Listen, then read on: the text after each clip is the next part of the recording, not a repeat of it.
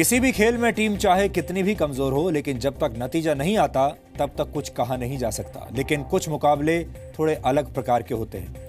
आज देश के 14वें राष्ट्रपति का चुनाव संपन्न हो गया है और इस चुनाव का नतीजा पहले से ही तय है।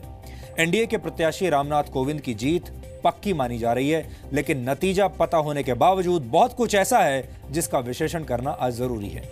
हमारे देश में राष्ट्रपति का पद सबसे बड़ा संवैधानिक पद होता है और राष्ट्रपति देश का पहला नागरिक होता है। इसलिए आपको अपने देश के अगले राष्ट्रपति के बारे में संपूर्ण जानकारी होनी ही चाहिए।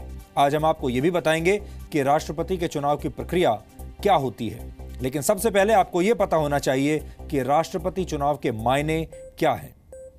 हमारे देश में कई बार राष्ट्रपति को रबर की मोहर यानी रबर स्टैंप कहा जाता है, क्योंकि राष्ट्रपति के अधिकार सीमित होते हैं।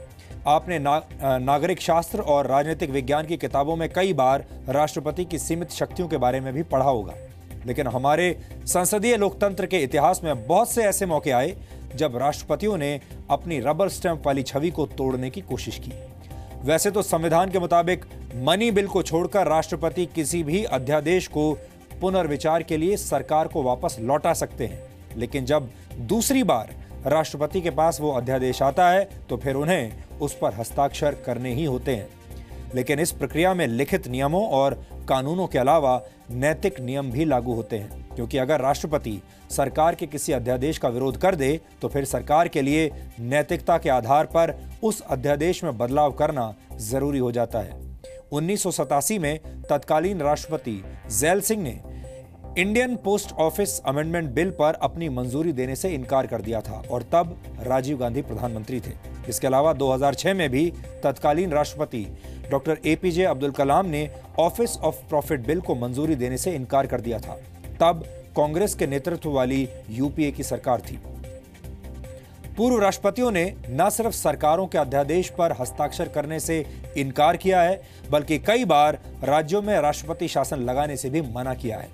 1998 में राष्ट्रपति के.आर. नारायणन ने बिहार में राष्ट्रपति शासन लगाने का प्रस्ताव वापस भेज दिया था। हमने ये सारे उदाहरण आपको इसलिए बताए हैं ताकि आप ये समझ सकें कि राष्ट्रपति का पद अपनी सीमित शक्तियों के बावजूद बहुत गरिमापूर्ण होता है। अब आपको ये बताते हैं कि एनडीए के राष्ट्रपति पद के प्रत्याशी रामनाथ कोविंद की जीत पक्की क्यों मानी जा रही है। लेकिन उससे पहले बहुत संक्षेप में आपको राष्ट्रपति पद के दोनों प्रत्याशियों के बारे में भी जानकारी दे देते हैं। यूपीए की प्रत्याशी मीरा कुमार को तो ज्यादातर लोग जानते ही हैं, लेकिन रामनाथ कोविंद को कम लोग जानते हैं। एनडीए के प्रत्याशी रामनाथ कोविंद कानपुर से हैं। कोविंद इससे पहले बिहार के राज्यपाल थे। वर्ष 1994 से 2006 के बीच वो 2 बार राज्यसभा के सदस्य भी रहे। रामनाथ कोविंद ने 16 वर्षों तक हाईकोर्ट और सुप्रीम कोर्ट में वकालत की है। वो 2 बार बीजेपी अनुसूचित मोर्चा के राष्ट्रीय अध्यक्ष रह चुके हैं। कोविंद अगर राष्ट्रपति चुने जाते हैं तो वो उत्तर प्रदेश से ताल्लुक रखने वाले देश के पहले राष्ट्रपति होंगे, जबकि यूपीए की राष्ट्रपति की उम्मीदवार मीरा कुमार से ज्यादातर लोग परिचित हैं। बिहार की रहने वाली मीरा कुमार दिवंगत उप प्रधानमंत्री बाबू जगजीवन राम की बेटी हैं। वो वर्ष 2009 से लेकर 2014 के बीच लोकसभा स्पीकर रही हैं और यूपीए 1 में 2004 से 2009 में सामाजिक न्याय एवं अधिकारिता मंत्री रह चुकी हैं। मीरा कुमार भारतीय विदेश सेवा की अधिकारी रह चुकी हैं और बहुत से देशों में वो अपनी सेवाएं दे चुकी हैं। मीरा कुमार 5 बार लोकसभा सांसद रही हैं। हालांकि पिछला लोकसभा चुनाव वो हार गई थीं और राष्ट्रपति चुनाव में भी उनकी हार लगभग तय है। रामनाथ कोविंद की जीत पक्की होने की वजह यह है कि उनके पक्ष में पूरा संख्या बल है। आज सवाल यह है कि संख्या बल नतीजे आने से पहले ही कैसे तय हो गया। यह समझने के लिए आपको राष्ट्रपति चुनाव की प्रक्रिया को आज अच्छे से समझना होगा। राष्ट्रपति का चुनाव जनता नहीं बल्कि जनता के प्रतिनिधि करते हैं, यानी देश के सभी सांसद और विधायक मिलकर राष्ट्रपति को चुनते हैं। राष्ट्रपति चुनने वाले सांसदों और विधायकों के मंडल को इलेक्टोरल कॉलेज कहा जाता है। विधान परिषद के सदस्य और लोकसभा और राज्यसभा के मनोनीत सदस्य इस प्रक्रिया का हिस्सा नहीं होते। नोट करने वाली बात यह है कि राष्ट्रपति चुनाव के लिए सांसद और विधायक के वोट्स की वैल्यू अलग अलग होती है। लोकसभा और राज्यसभा के सांसदों के वोट की वैल्यू बराबर होती है। जबकि विधायकों के वोट की वैल्यू उनके राज्य की जनसंख्या के आधार पर तय की जाती है। इस समय सांसदों के वोट की वैल्यू 5,49,408 है, जबकि विधायकों के वोट की वैल्यू 5,49,474 है। यानी इस हिसाब से टोटल वोट्स 10,98,882 हैं। जीत के लिए 50% वोटों से एक वोट ज्यादा हासिल करने की जरूरत है। बीजेपी का दावा है कि उनके उम्मीदवार को 40 से ज्यादा पार्टियों का समर्थन हासिल है, जबकि यूपीए के उम्मीदवार मीरा कुमार को 17 पार्टियों का समर्थन मिला है। रामनाथ कोविंद को उम्मीदवार बनाने से पहले एनडीए के पास 48.10% वोट्स थे, जबकि एनडीए के पास करीब 63% वोट हैं। कोविंद के नाम का ऐलान होने के बाद एनडीए को और भी कई पार्टियों ने समर्थन दिया, जिनमें टीआरएस के पास करीब 2% वोट हैं, एआईएडीएमके के पास 5.39% वोट, वाईएसआर कांग्रेस के पास 1.53%, जेडीयू के पास 1.89% और बीजेडी के पास 2.99% वोट्स हैं। इन्हीं आंकड़ों के आधार पर हम ये कह रहे हैं कि रामनाथ कोविंद की जीत लगभग निश्चित मानी जा रही है। अब 20 जुलाई को वोटों की गिनती होगी और उसी दिन नतीजों का ऐलान भी हो जाएगा। मौजूदा राष्ट्रपति प्रणब मुखर्जी का कार्यकाल 24 जुलाई को समाप्त हो रहा है।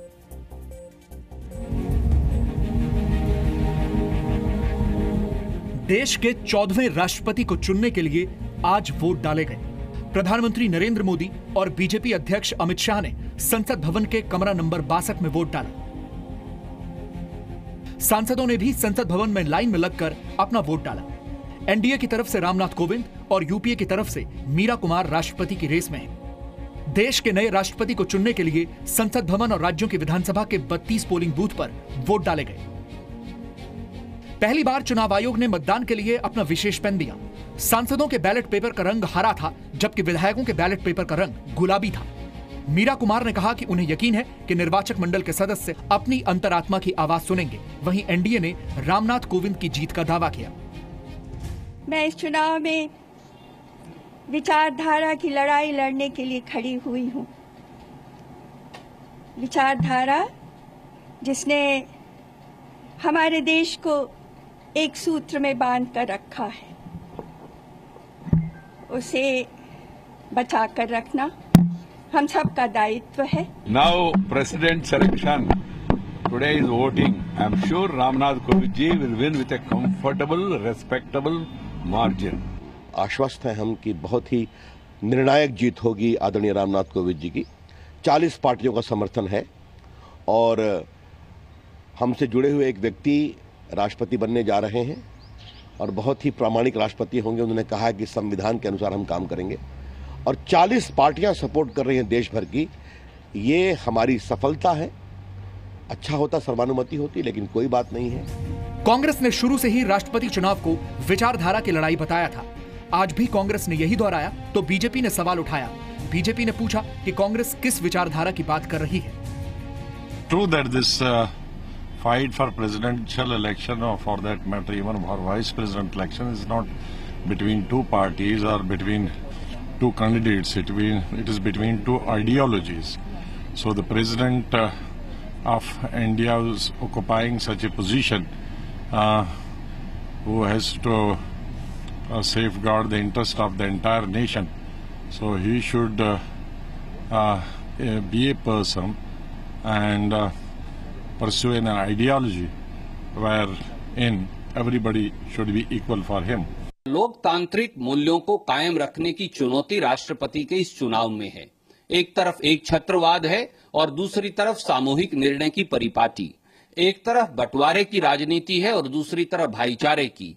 एक तरफ प्रजातांत्रिक संस्थाओं को पंगु बनाने की कसौटी और दूसरी तरफ संविधान निर्मित संस्थाओं को आगे बढ़ाने की परिपाटी। इस पूरे चुनाव में निर्वाचक मंडल को निर्णय करना है राष्ट्रहित में और वो अंतरात्मा की आवाज सुनकर करेंगे, ये हमारा सादर अनुरोध है। ये कौन सी विचारधारा की लड़ाई है? यही लड़ाई है कि जगजीवन बाबू बेटी को हारने के लिए, अम्मलाई खाने के लिए कांग्रेस, नेहरू खानदान ये जी दिक्का है। प्रधानमंत्री ने आग्रह किया। आज रामनाथ कोविंद जी का सबसे पहला समर्थन विपक्ष के नीतीश कुमार जी ने की।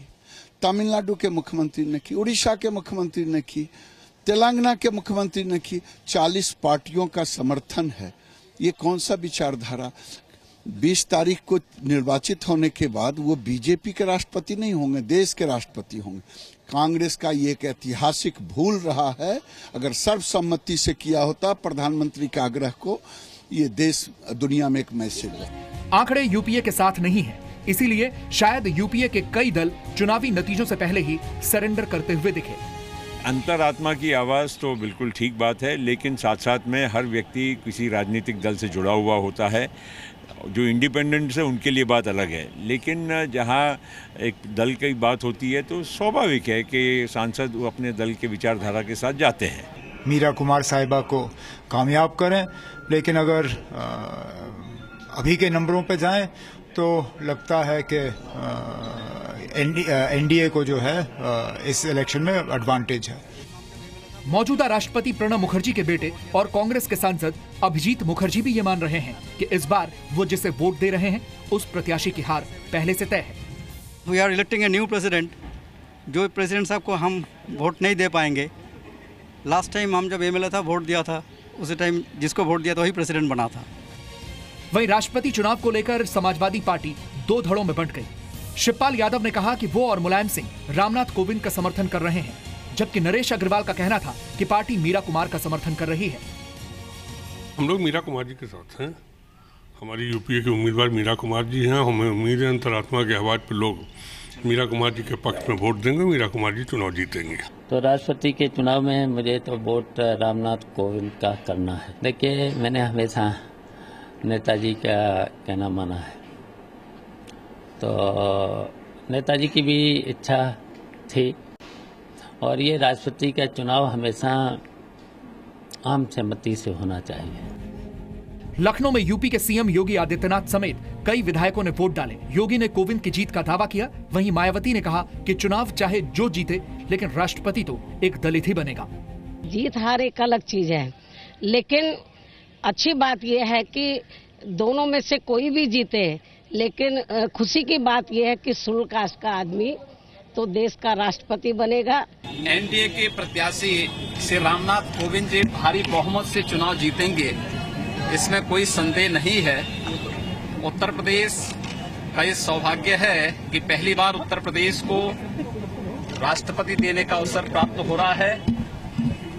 यह हम सब के लिए गौरव की बात है।